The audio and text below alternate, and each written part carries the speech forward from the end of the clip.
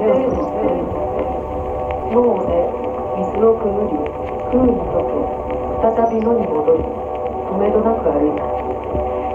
霊は私の手に惹かれ、静かについてた。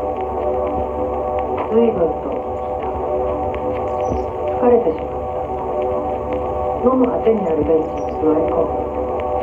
霊も隣に腰掛けた。腕を霊の胴に回し、もたれかかる。髪を寄せられる。年取ったね、言われる。それじゃあ、あなたはあれから年を重ねていないのと聞く。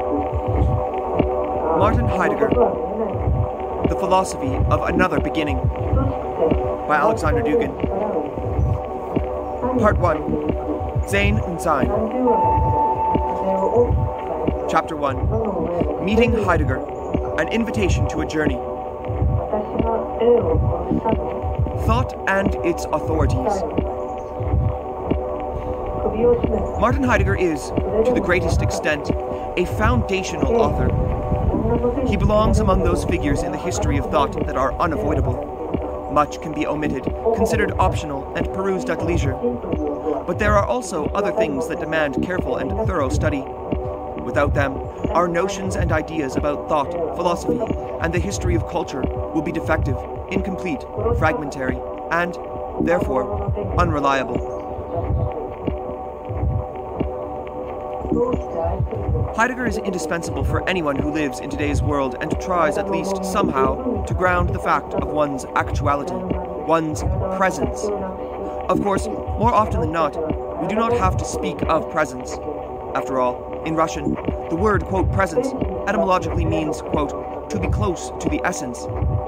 But who is, quote, close to the essence now? Perhaps we can at least ponder over actuality. Even he who raises a question about his actuality cannot pass by Heidegger.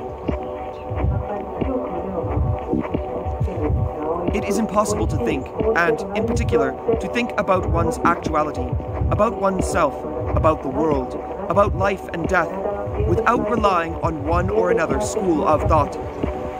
If we ourselves do not know which philosophical system is at base of our thinking, that does not mean that there is no such system. There certainly is one. After all, our thoughts and notions are drawn from somewhere. If we carefully treat the content of our own consciousness, take an approximate inventory of it, we may then realize that one thing in it is from Plato, another from Aristotle, the third is according to René Descartes' teaching, the fourth is from G.W.F. Hegel's dialectic. Some thoughts are taken from the arsenal of theology, others from Marxism. In certain things, the influence of Immanuel Kant is apparent, and somewhere else a fragment of Nietzscheanism glitters. The fact that philosophy does not reach us directly, not immediately, but through hundreds of half-anonymous echoes, in school, family, society, media, education, everyday conversations, and disjointed consumer culture, changes nothing.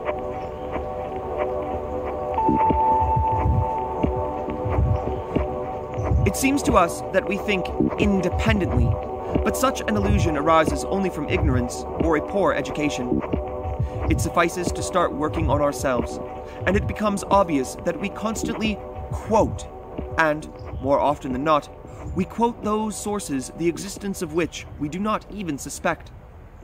For precisely this reason, any person who wishes to think honestly will start to locate the authorities and reference systems of thought in philosophy, science, and art.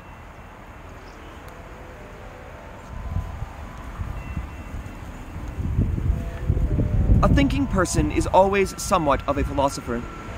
A philosopher always belongs to some school of thought. Either he follows religious philosophy, or he is a Kantian, or a Hegelian, or a liberal, or a Marxist, or a Freudian, or a positivist, or a Nietzschean, or a structuralist, or an advocate of the, quote, philosophy of life, or a solipsist, or an existentialist, or a materialist, or a Darwinist, etc. In very rare instances, a philosopher is capable of carrying out an interesting and original synthesis of different schools. And even more rarely, with intervals measuring in centuries, those thinkers appear that blaze new trails and truly open new horizons for the rest of mankind. These are great people who marked the milestones of thought for all humanity, and they will be remembered for centuries.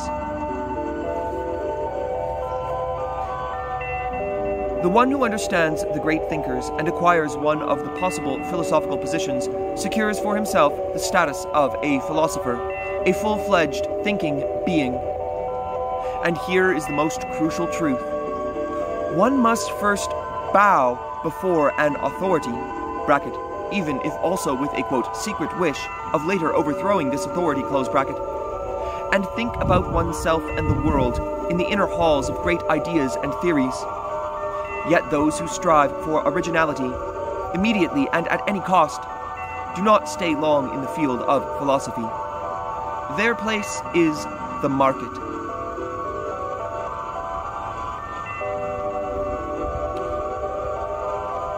Heidegger, the great or the greatest? Among great thinkers, two places can be set aside for Heidegger, depending on how we look at him, to what degree we study him, and how much we believe him. At the very least, Heidegger is the greatest contemporary thinker, joining the constellation of Europe's best thinkers from the pre-Socratics to our time. In this sense, some refer to him as the, quote, philosopher king. Even those whom his philosophy leaves indifferent, or those who disagree with it, recognize his indisputable greatness.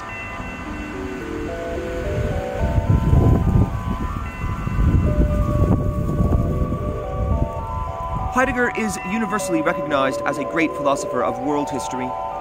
No one seriously contests this kind of recognition, but some easily pass him by, relying on other trends in philosophy, while others keenly respond to his message, using his terms, bracket, quote, dasein, quote, existential, quote, angst, etc., close bracket, allowing themselves to treat his thought with enthusiasm.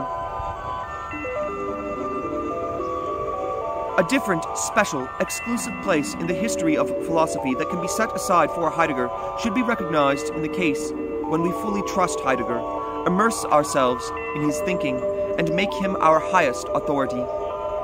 In other words, Heidegger examined within the space of Heideggerianism will significantly differ from Heidegger in the average and conventional history of philosophy. In the former case, we will realize that Heidegger is not only a great philosopher on par with the other greats, but, in fact, the greatest of them all. He occupies the place of the last prophet, concludes the development of the first stage in philosophy, bracket, from Anaximander to Nietzsche, close bracket, and serves as the transition, the bridge to a new philosophy, which he only anticipates in his works. In that case, Heidegger is an eschatological figure, the final interpreter and clarifier of the most profound and enigmatic subjects in world philosophy, and the creator of a radically new way of thinking. As a result, we can view him as a figure in a religious pantheon, as an, quote, envoy of being itself, close quote, a herald and organizer of the greatest event. In it, the old history of the European world will end, and a new one, which has yet to exist, will begin. It seems to me that the second approach is more productive for a true understanding of Heidegger, bracket, even if, at some time in the distant future, it may be revised, close bracket.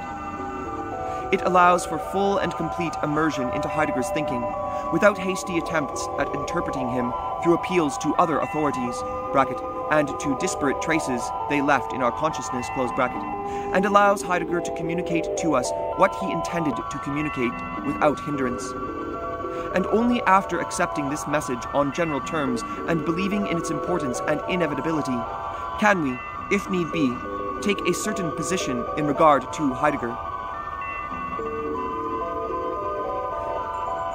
It is hardly necessary for everyone to become a Heideggerian forever, but this thinking is absolutely deserving of a certain amount of intellectual time, enough to be able to say, with slight apprehension in one's voice, quote, "It seems that I understand a bit of his work," close quote. For some, this will take years, others, decades. Others yet will slip when taking their first steps. Yet the experience is worthwhile. By studying Heidegger, we study philosophy in its contemporary state. It is precisely what it is, and there is nothing to contradict to it. Heidegger is important not only for professional philosophers. For them, he is simply indispensable. A contemporary philosopher who does not know Heidegger looks ridiculous. But he is also meaningful for those who aspire to have minimal competence in questions of culture. For scholars in humanities, politicians, artists, psychologists, and sociologists, all those who by the call of their hearts or due to professional obligations are involved in the fate of man and mankind, society and history.